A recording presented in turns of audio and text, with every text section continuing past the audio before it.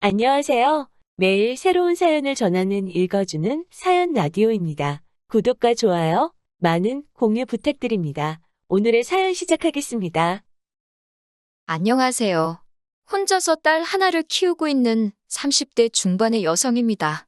남편과 이혼한 지 벌써 반년이 넘었네요.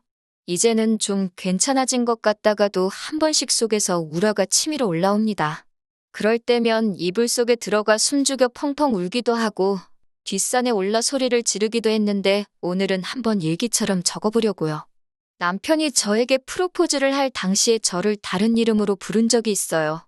그때 너무 수치스럽고 속상한 마음에 결혼이고 뭐고 필요 없다고 다 뒤집어 엎어버리자고까지 했습니다.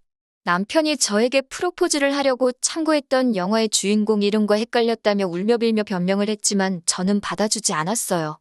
정말 손이 발이 되도록 빌면서 일주일 내내 저희 집까지 찾아오는 모습에 저도 그렇지만 저희 부모님마저도 저렇게 진심인 사람인데 오해를 푸는 게 좋지 않겠냐 해주셔서 저도 남편을 용서하고 믿어줬거든요. 그런데 이런 더러운 꿍꿍이가 있을 거라고는 상상도 하지 못했습니다.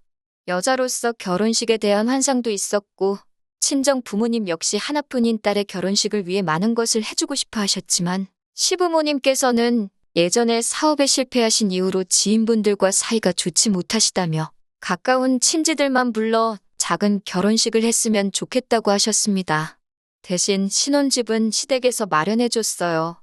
지은 지 얼마 안 돼 보이는 작은 빌라였는데 안에는 이미 가전제품과 가구까지 다 갖춰져 있었습니다. 한마디로 몸만 들어가서 살면 되는 상황이었습니다. 시댁에서 이 정도로 배려를 해주시니 저희 집에서도 결혼식에 대해서 어느 정도 양보를 하는 쪽으로 결론이 났었어요. 결혼하고 얼마 지나지 않아 저는 임신을 했습니다. 예정보다 빠른 임신이라 놀라기는 했지만 기쁜 마음이 더 컸지요. 임신 사실을 확인하고 얼마 뒤 저의 임신을 축하하기 위해 아주버님네 부부와 신혼의 부부까지 온 가족이 시댁에 모여 함께 점심을 먹게 되었습니다. 엄연히 서열상 제가 막내이다 보니 아무리 시어머니께서 가만히 있으라고 하셔도 마음이 편치가 않더라고요. 그런 부담감 때문인지 점심을 먹고 얼마 지나지 않아 속이 점점 불편해졌습니다. 어떻게든 시댁 화장실에서 토하는 상황은 피하고 싶었기에 저는 조심스레 작은 방으로 들어갔습니다. 잠깐 누워서 쉬려는 생각이었어요. 방에 선풍기도 없고 갑갑해서 창문을 아주 살짝 열어놓고 한쪽에 누워 있었는데 얼마 지나지 않아 두런두런 말소리가 들려오더라고요. 들어보니 신우와 남편의 목소리였습니다. 제대로 들리지는 않았지만 신우가 잘 보고 왔냐고 남편에게 묻더라고요. 앞으로는 어떻게 할 거냐는 질문도 했고요. 남편은 얼마 전에 만났는데 잘 크고 있더라며 자기도 머리가 아프다고 하더라고요. 도대체 무슨 이야기인지 종잡을 수가 없어서 귀를 기울이려던 순간 시어머니가 방에 들어오셨습니다. 두 사람의 대화는 그렇게 끝이 났고요. 시간이 흘러 저는 딸을 출산했습니다. 정확히 말하면 조산이었어요. 원래도 몸이 약한 편이었는데 임신을 하면서 체력이 심하게 떨어졌거든요. 결국 회사에서 회의를 하던 도중 기절을 했고 그대로 응급실에 실려가 조산을 하고 말았습니다. 그래도 다행히 건강한 딸아이가 태어났고 모든 가족으로부터 넘치는 축하를 받았어요. 고생과 시련은 끝났고 이제 남편과 딸, 우리 셋의 행복한 인생 이막이 시작되었다고 믿었습니다. 정말이지 그때만 해도 제가 이런 사연의 주인공이 될 줄은 상상도 못했네요. 딸이 막 또를 지났을 때의 일입니다. 워낙에 술이 약한 사람이라 회식도 잘 안 가고 친구들하고 술자리도 잘 안 갖는 사람인데 그날만큼은 무슨 일 때문인지 잔뜩 술에 취해서 집에 들어왔더라고요. 몸도 제대로 못 가누는 남편을 간신히 소파에 눕히고 옷을 갈아입히다가 남편의 지갑을 우연히 보게 되었습니다. 현금은 얼마나 가지고 다니나 궁금하기도 했고 별다른 뜻은 없었어요. 지갑에는 사귈 때 주었던 제 증명사진이 여전히 들어있더군요. 딸 돌잔치 때 셋이 찍은 사진으로 바꿔 끼워 놓아야겠다 싶어서 제 증명사진을 꺼냈습니다. 그런데 제 증명사진 뒤에 어떤 아기 사진이 있더라고요. 남편과 꼭 빼닮은 아기였지만 남편이라고 생각하기엔 요즘 사진이었어요. 뭔가 쎄한 기분이 들었지만 술에 취해 잠든 남편에게 물어볼 수가 없어서 다음날 물어봐야겠다 생각하고 기다렸습니다. 이튿날 숙취로 괴로워하는 남편에게 그 사진을 보여주며 누구냐고 물었습니다. 남편은 잠깐 당황한 듯 하더니 이내 저에게 시조카도 못 알아보냐고 하더군요. 신우에게는 8살 난 아들이 있는데 그 아이의 어렸을 때 사진이라는 거예요. 신우랑 남편이 많이 닮기는 했지만 신우 아들하고 남편은 별로 닮지 않았거든요. 하지만 남편은 계속해서 첫 조카라서 예뻐서 가지고 다녔을 뿐이라며 저더러 도대체 왜 남의 지갑을 뒤졌냐고 화를 내더라고요. 그렇게 화를 내는 남편의 모습이 낯설어서 아무 대꾸도 안 하고 있으니 혼자 씩씩거리다가 사진을 쓰레기통에 버리고는 출근한다며 아침도 안 먹고 집을 나가더라고요. 황당한 저는 잠깐 넋이 나간 기분이었지만 금세 정신을 차렸고 왠지 모를 찝찝함에 남편이 버린 사진을 쓰레기통에서 다시 꺼냈습니다. 며칠 뒤 시어머니의 생신을 축하하기 위해 온 식구가 모인 날이었습니다. 저는 시조카에게 문제의 그 사진을 보여주며 이거 너라는데 이런 사진 본 적 있냐고 물어봤어요. 시조카는 고개를 갸웃거리며 처음 보는 사진이라면서 자기가 이렇게 생겼었냐고 오히려 저에게 역으로 묻더라고요. 그러더니 홀랑 제 손에 있던 사진을 들고 신우한테 달려갔습니다. 고지어 부엌에 있던 신우가 깜짝 놀라는 표정을 짓더니 저에게 다가와서는 이 사진은 어디서 났냐고 물었습니다. 남편 지갑에서 찾았다니까 신우는 혼잣말처럼 미쳐서를 몇 번 되뇌이더니 이건 자기 아들 사진이 맞다며 자기가 가져간다고 하더군요. 본인 아들 사진이라는데 안 준다고 할 수도 없더라고요. 그리고 시간이 흘러 딸이 2돌이 되었을 때입니다. 저는 원래부터 하나만 낳아 잘 키우자는 주의였기에 둘째를 갖는 건 생각조차 해본 적이 없었어요. 그런데 남편이 어느 날 갑자기 입양 이야기를 꺼내더라고요. 외동으로 키우면 딸이 너무 외롭지 않겠냐는 둥, 이기적으로 자랄지도 모른다는 둥, 말도 안 되는 핑계를 대면서 저를 설득하려고 들었습니다. 저는 머리 검은 짐승은 거두는 게 아니라는 말도 모르냐면서 당연히 안 된다고 했습니다. 그러자 시어머니까지 나서선 너희가 돈이 없는 것도 아니고 불쌍한 애 걷어서 새로운 삶을 살게 해주면 얼마나 의미 있는 일이냐며 자꾸 입양하기를 강요하시더라고요. 그렇게 한 2주 가까운 시간 동안 사람을 얼마나 볶아대는지 정말 노이로제에 걸릴 지경이었습니다. 입양에 집착하는 남편과 시어머니를 보고 있으니 자꾸 기분 나쁜 생각이 들었습니다.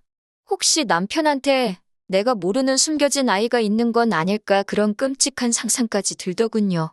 결국 고민 끝에 나름의 해결책을 생각해냈습니다. 제가 아이를 직접 고르겠다고 했을 때 남편이 어떻게 나올지 보고 마음을 정하는 걸로요. 저는 남편에게 그럼 같이 고아원에 가보자고 했습니다. 제가 키워야 되는 아이니까 제가 고르겠다고요. 그러자 남편은 그건 또 싫다고 하더군요. 자기 성씨를 따르고 자기 집안 호적에 오를 아이인 만큼 이번만큼은 며느리인 제 의견보다는 시부모님과 자기 의견이 더 중요한 것 같다면서요. 말도 안 되는 남편의 고집에 그러면 입양은 없던 걸로 하자고 했습니다.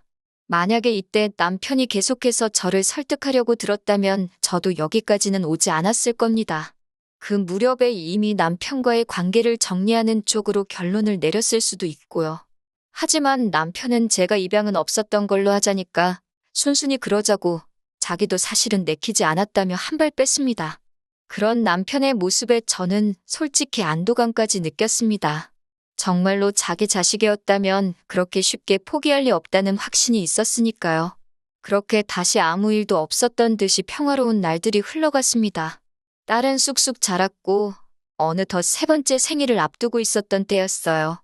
남편은 갑자기 출장에 잡혔다며 내일 모레 이틀 정도 집을 비워야 할 것 같다고 하더군요. 남편에게 말은 안 했지만 모처럼 친정어머니가 아이를 봐준다고 하셔서 둘이 영화라도 보러 갈까 생각하고 있었는데 내심 서운한 마음이 들었습니다. 사실 그 무렵 남편이 예전 같지 않았거든요. 집에서 아이를 키우다 보니 신경을 쓰려고 해도 어느샌가 옷이 더럽혀져서 점점 후줄근하고 편한 복장을 하게 되더라고요. 그런 저를 보고 하루는 남편이 인상을 있는 대로 찡그리면서 너랑은 둘째는 못 갖겠다 이러는 거예요. 앞에서도 말씀드렸다시피 저는 둘째를 갖고 싶은 마음이 전혀 없었지만 남편이 뜬금없이 둘째 이야기를 꺼내기에 제가 왜? 라고 물었습니다. 그랬더니 제가 여자로 안 보인다며 혀를 차더라고요. 자존심이 너무 상했지만 수치스러워서 주변 사람들에겐 차마 말도 못하겠더라고요. 결국 속으로 참아내다가 친정어머니한테 이야기를 하니 당신이 손녀를 봐준다고 남편이랑 모처럼 오붓하게 좋은 시간을 보내보라고 하신 거였거든요. 그런데 남편이 출장을 간다고 하니 힘이 팍 셌지요. 저는 친정어머니한테 손녀 안 봐주셔도 될 것 같다며 출장 소식을 전했습니다. 그러자 친정어머니는 더 잘된 일 아니냐며 이참에 당신이 이틀이고 3일이고 봐줄 테니 출장을 따라가 보라고 하시더군요. 남편이 일하는 동안엔 호텔에서 쉬다가 저녁에는 둘이 좋은 시간 보내면 되는 거 아니냐고요. 듣고 보니 그럴듯한 계획 같았습니다. 그날 밤 퇴근한 남편을 살며시 떠봤습니다. 그런데 생각지 못한 남편의 반응에 저는 너무 충격을 받았습니다. 남편은 자기가 지금 놀러 가냐면서 한 푼이라도 더 벌어오려고 아둥바둥 사는데 무슨 속편한 소리냐고 고함을 치더라고요. 장모님도 생각이 있으신 거냐면서 한숨을 팍 내쉬는데 저 때문에 친정어머니가 사위한테 무시를 당한 것 같아서 죄송스럽고 속도 상하고 그랬어요. 그리고 이튿날 출장을 간다는 남편은 이상하리만치 기분이 좋아 보였습니다. 평소답지 않게 콧노래를 부르고 멋도 한껏 부리더라고요. 제가 지금 출장 가는 거 맞아? 놀러 가는 사람 같은데 라며 의심스러운 눈빛을 보내자 남편은 즐거운 기분으로 일하려는데 왜 초를 치냐고 짜증스럽게 대꾸하더라고요. 저도 더는 남편이랑 말도 섞기 싫어서 마음대로 하라고 한마디 싸붙이곤 가던지 말던지 내버려뒀습니다. 남편이 출장을 간 그날 저녁이었습니다. 딸 얼굴이 붉게 달아올라 있었어요. 배고프다고 울 법도 한데 제대로 울지도 못하길래 손을 대보니 애가 불덩이처럼 뜨겁더라고요. 놀란 저는 남편에게 전화를 걸었지만 남편은 도통 전화를 받지 않았습니다. 저는 아이를 들쳐업고 맨발로 집을 나서 택시를 탔습니다. 맨발이었다는 것도 병원에 도착해서 알아챘을 만큼 정신이 하나도 없었어요. 조산으로 낳은 딸이었기 때문에 혹시 뭐라도 잘못됐을까봐 늘 노심초사하며 딸을 키우고 있었거든요. 다행히 병원에 도착해 수액을 맞추고 하니 열이 조금씩 떨어지더라고요. 어느 정도 위급한 상황을 넘기고 나서 저는 다시 한번 남편에게 전화를 걸려는 그때 남편으로부터 영상전화가 걸려왔습니다. 전화를 받으니 남편이 아니라 웬 남자아이가 화면에 나타나더군요. 황당해서 넌 누구냐고 물으니 아이도 놀랐는지 아빠를 외치더라고요. 곧 이어 낯익은 목소리가 전화기 너머로 들려왔습니다. 남편이었어요. 남편은 너무 자연스럽게 왜 그러냐며 아이에게 대꾸를 해주고 있었어요. 손이 덜덜 떨려서 금방이라도 핸드폰을 놓칠 것만 같았고 그 순간 어떤 여자가 제 남편에게 자기야 하고 부르더라고요. 곧 남편의 얼굴이 화면에 떴고 남편은 정말 크게 놀란 듯 전화를 끊어버렸습니다. 10분 정도 흘렀을까 남편에게 다시 전화가 걸려왔지만 저는 도저히 받을 용기가 나지 않았어요. 그리고 이틀 동안 출장으로 집을 비울 거라던 남편은 이튿날 아침 집에 돌아왔어요. 남편은 제 눈치를 살피더니 아무것도 안 물어보냐고 묻더라고요. 남편에게 지금 무엇을 물어본들 정직하게 대답해 줄 것 같지 않았기에 저는 남편을 한번 힐끗 바라보고는 아무 말도 하지 않았습니다. 철저하게 무시해버렸어요. 남편은 그런 저에게 애걸복걸을 하며 무슨 말이라도 해달라고 하길래 당신 애가 맞냐고 물었습니다. 지금부터 하나도 속이지 말고 사실대로 말하라고. 거기에 따라서 내 결론도 달라진다고요. 남편은 저와 만나기 1년 전에 사실혼 관계로 지내던 여자가 있었다고 해요. 하지만 시댁에서 워낙에 그 여자를 탐탁지 않아 해서 결국 혼인신고도 못한 상태로 살다가 그대로 헤어지게 되었답니다. 당시 여자 뱃속에는 이미 아이가 자라고 있었는데 남편에게 말을 해주지 않았대요. 그렇게 여자와 헤어지고 얼마 지나지 않아 저를 만나게 되었고 저에게 프로포즈를 하기 며칠 전 그 여자에게 연락이 와서 한번 만나게 되었답니다. 여자는 그때 아이를 데리고 나와 남편에게 당신 아이라고 말을 했고요. 남편은 믿을 수 없었기에 친자검사까지 했고 그 결과는 99.99% 일치였다고 했어요. 남편은 점점 차분한 목소리로 평정을 되찾아가며 저에게 하나씩 고백하고 있었습니다. 그런데 지금 그 여자가 재혼을 하고 싶다면서 지금까지 자기가 아이를 키웠으니 그 시간만큼 이번엔 남편더러 아이를 키우라고 했다는군요. 저를 설득해서 입양을 해볼까도 했지만 그건 차마 저한테 못할 짓인 것 같았고 그 와중에 아빠의 존재를 알게 된 남자아이가 하도 아빠 보고 싶다고 타령을 해서 이번에도 내려갔던 거라면서 오해하지 말랍니다. 그 여자와는 더 이상 아무 사이도 아니라고요. 하지만 남편 말을 곧이곧대로 믿을 수는 없었지요. 저는 왜 처음부터 솔직하게 말하지 않았냐고 물었고 남편은 그랬다면 제가 자기와 결혼했겠냐면서 저를 포기할 수 없었답니다. 사실 남편의 말에 거짓이 있든 없든 더 이상 저는 관심이 없었어요. 마지막으로 혹시 당신 말고 시댁 식구들 모두 이 일을 알고 있냐고 물으니 묵묵부답이더군요. 모두가 한마음 한뜻으로 저를 바보 취급한 거나 마찬가지라고 제가 울분을 토하니 다들 저에게 상처를 주기 싫어서 그런 거랍니다. 그러면서 저더러 원한다면 다신 그 여자도 아이도 만나지 않겠다며 한 번만 용서해주면 안 되겠냐고 하더군요. 저는 당분간 친정에 머물면서 생각할 시간을 갖겠다고 했습니다. 다행히 딸아이가 친정에 있었기 때문에 남편에게 악을 써가면서 화를 낼 수 있었네요. 친정에 도착하자마자 저는 짐을 내려놓고 바로 다시 강남으로 향했습니다. 그쪽에 일 잘하는 이혼 전문 변호사들이 많다고 들었기 때문이지요.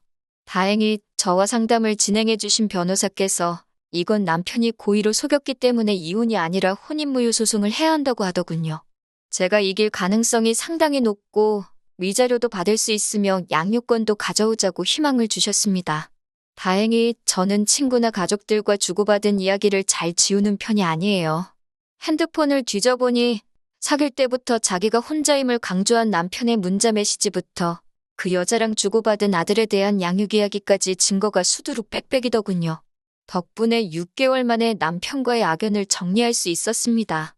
게다가 딸에 대한 양육비와 별개로 위자료도 2,500을 받아낼 수 있었습니다. 딸아이가 혼인 후에 출생아가 된 점은 가슴에 사무칠 만큼 속상했지만 딸도 언젠가는 이 엄마의 마음을 이해해 주리라 믿는 수밖에 없었네요. 남편은 지금도 미안하다고 종종 사과의 뜻을 담은 장문의 문자를 보내오곤 합니다. 자기에게 영원한 사랑은 저 하나뿐이라면서 언제든 용서가 되면 돌아와 달라고요.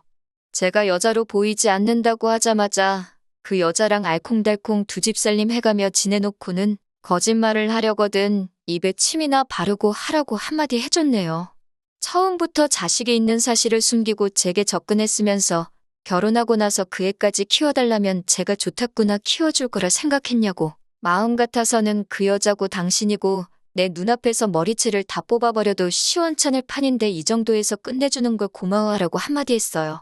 우리 딸아이 양육비 하루라도 늦게 보내주기만 해보라고. 내가 어떻게 나올지 궁금하면 한번 그렇게 해보라고 울음장을 놓으니 그제서야 그 입을 다물더군요. 나는 그 여자랑 다를 거라고 내 배불러 낳은 자식 당신에게 보여줄 생각은 없다고 했습니다. 아이가 어느 정도 자라서 친부에 대해서 궁금하다 물으면 그때 가서 다시 생각해보겠다고요. 온 가족이 합심해서 저를 속여놓고선 이제와 진실을 알게 되었으니 어쩔 수 없다고 이해해달라는 건 너무 큰 욕심이지 않을까 싶네요. 입양하자는 말을 꺼냈을 때 검은 머리 짐승은 거두는 게 아니라고 제가 말했지만 검은 머리 짐승은 아이가 아니라 남편, 그리고 그 사실을 속인 시댁이 아닌가 싶네요.